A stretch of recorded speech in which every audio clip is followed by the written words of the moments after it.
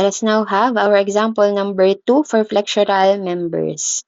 A steel beam having a simple span of 8 meters is subjected to a moment m at the left end clockwise and 25% of m at the right end, which is counterclockwise. It has no lateral support and has the following properties. Given to us are the BF, base of the flange, the depth, the thickness of the flange, the RT. Wala na tayong problema kay RT. Then we also have the SX or the section modulus and then the FY. So first, find the slenderness ratio of the beam. Second, determine the allowable bending stress. And 3, compute the moment capacity. Okay, so let us solve now. So sabi sa atin dito, so unang tinatanong sa atin is just the slenderness ratio. So how do we solve for slenderness ratio? Okay, so the slenderness ratio is just equal to L over RT. Okay, so wherein yung L natin, ano ba given na L sa atin?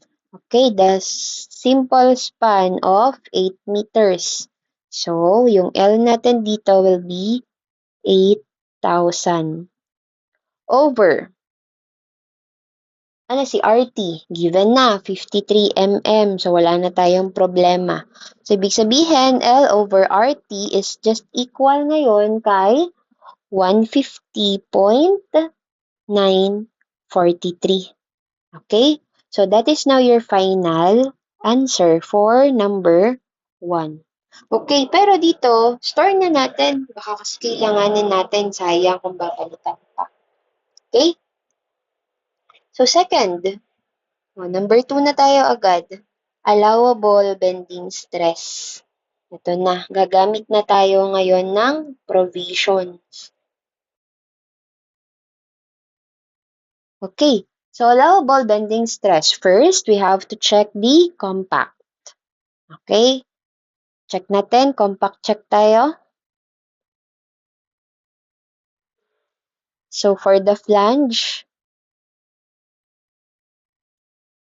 so again, pag flange natin, we have BF over 2TF and check natin siya kay 170 over square root ni FY. So ano ba yung base ng flange natin? That is 210.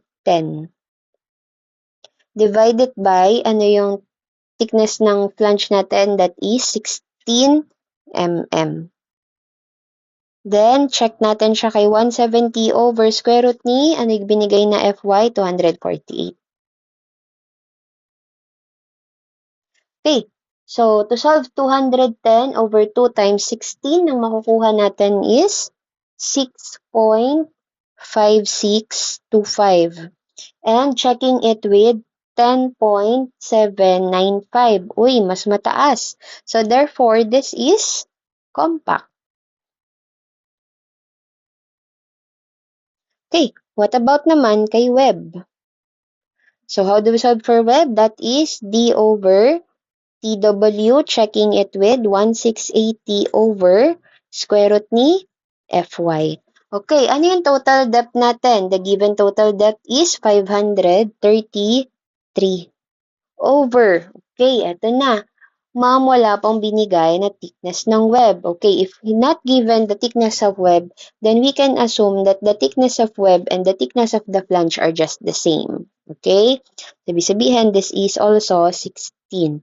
Then let's check it with 1680 over square root ni 248. Anong makukuha natin dito? Sa kaliwa, we have 33.3125. At yung nasa kanan naman ay 106.680. So, mas mataas yung nasa kanan. So, ibig sabihin, this is compact. Uy, ibig sabihin, ang nakuha natin is a compact section. Right? So, this is a compact section. So, kapag ganon, we have to proceed with step 2. Okay. So, step 2 naman natin, check our L1 and L2. Okay, diretso na tayo. What is the L1? How do we solve for L1? That is 200 BF over square root ni Fy. So, 200 times, ano BF natin? Again, that is 210 divided by square root ng 248. At anong makukuha natin dito? That is 2,667.003 mm. Then, let us solve for L2. So, solving for L2, we have 137,900 divided by FYD over AF. Okay, so we have 137,900 divided by, ano si FY? That is 248.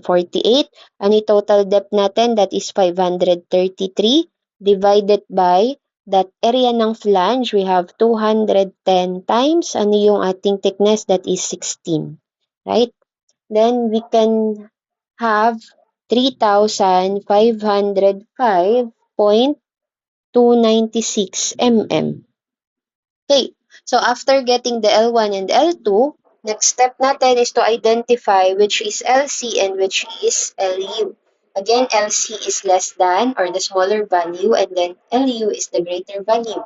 So since si L1 ang mas mababa, siya na si LC at si LU naman ay yung ating L2. Kaso, ano ba yung LB natin?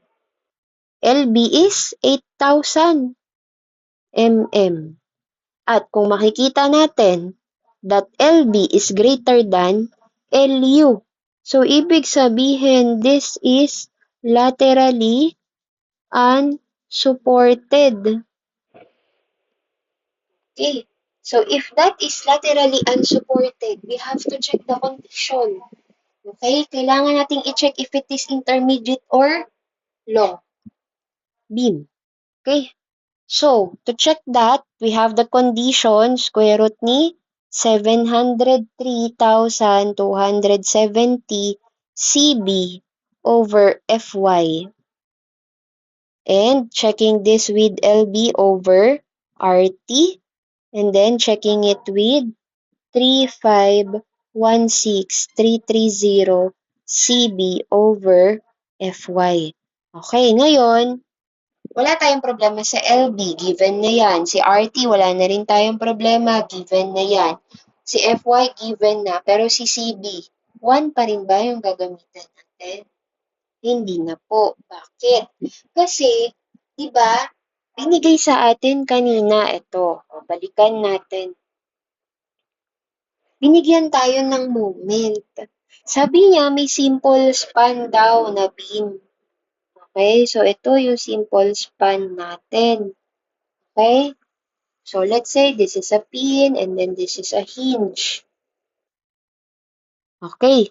Ngayon, sabi niya, a moment M at the left end. So, ito yung left natin. Meron daw siyang clockwise na moment M. And then, at the right end naman, counterclockwise na 25% lang ng M. Ibig sabihin, magkaiba sila ng direction. So, kapag gano'n na magkaiba ng direction, that is a negative M1 over M2. Kaso, which is M1 and which is M2? Sino ba mas mataas? Sino bang mas mababa? Okay. Kung yung nasa right end natin is just 25%, si M kaya sa kaliwa, ano kaya siya? Very good. That is 100%. Okay? Kasi naman yung sinabing percentage, ibig sabihin, buo. Okay. So, sino mas mataas? Si 25 o si 100? Yes, mas mataas si 100. So, ibig sabihin, this one will be your M2 and this one will be your M1. Okay. So, therefore, we have negative 0.25 M over M. Okay? Tama. So, ibig sabihin pala, ano lang to? Makakancel na natin si M. Wala tayong problema kahit pala wala tayong value ni M. So, ngayon, okay? So, si M1 over M2 natin sa makatwid, okay? So, si negative M1 over M2 pala natin ay equal kay negative 0.25. Okay? So, yan na ngayon yung gagamitin natin. Okay, let's solve first for CB. How do we solve again for CB? CB is equal to 1.75 plus 1.05 multiplied by M1 over M2 minus, plus 0.3 M1 over M2 squared.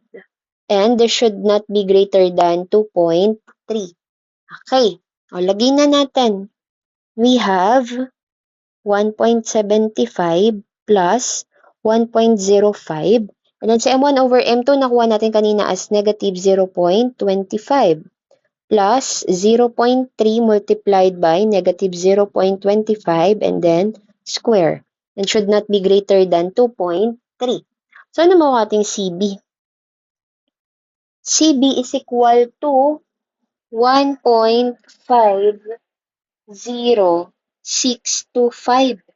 Okay, and this is less than 2.3. So, ibig sabihin, okay ito. Okay na yan. Ito gagamitin natin, si CB mismo. Okay, so ngayon, store na lang natin siya. Store natin kay C. Okay? Store kay CB. So, balikan na natin ngayon yung ating condition. Okay, so we have square root of 703,270 and then nakastore kay C, si CB,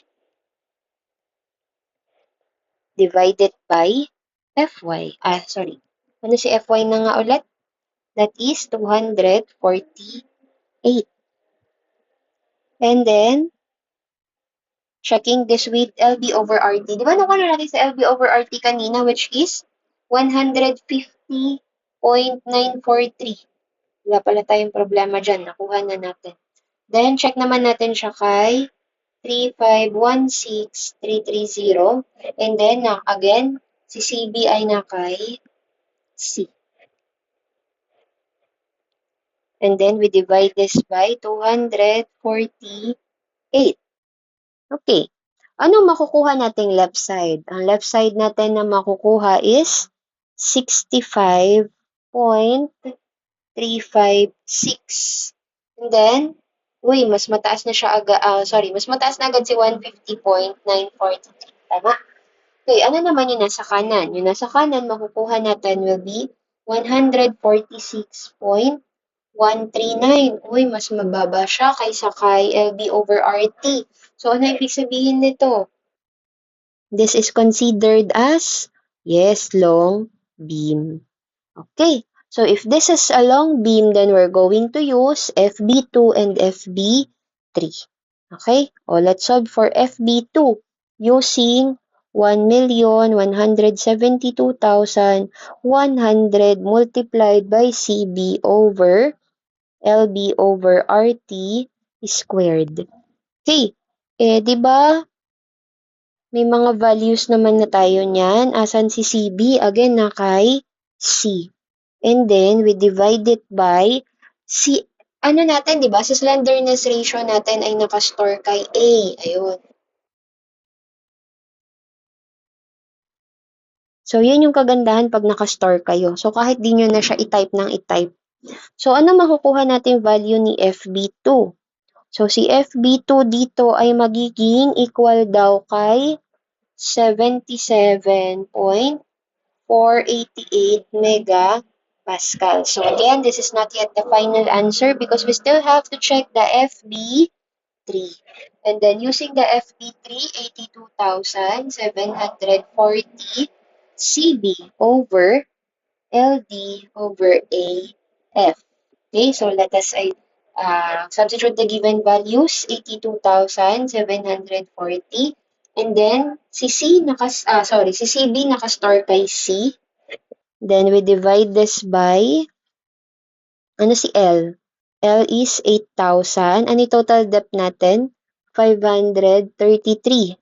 Divided by area ng ating flange which is 210 times 16. So what will be the value of FB3?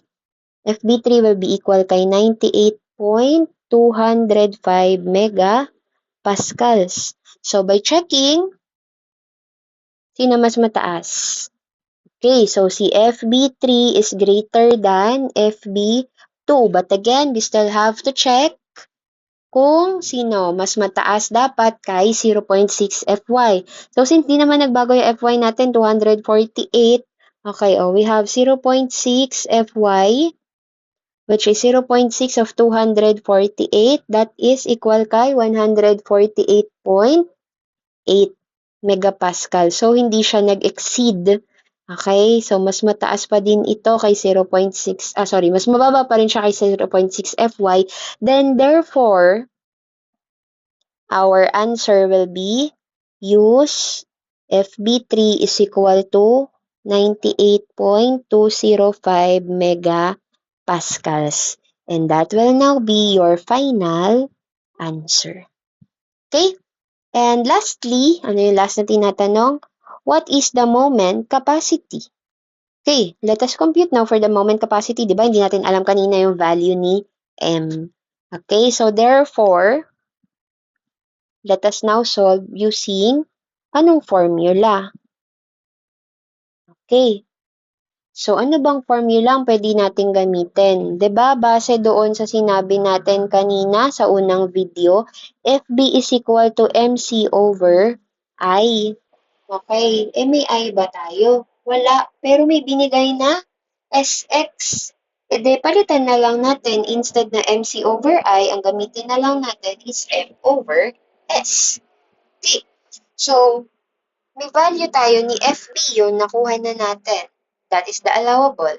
And then, si S naman is given as well. So, therefore, makukuha pala natin si M using FB multiplied by SX. Okay?